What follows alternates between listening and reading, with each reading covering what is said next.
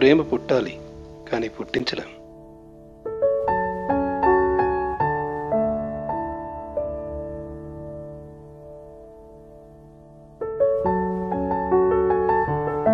వెళ్ళిపోయింది.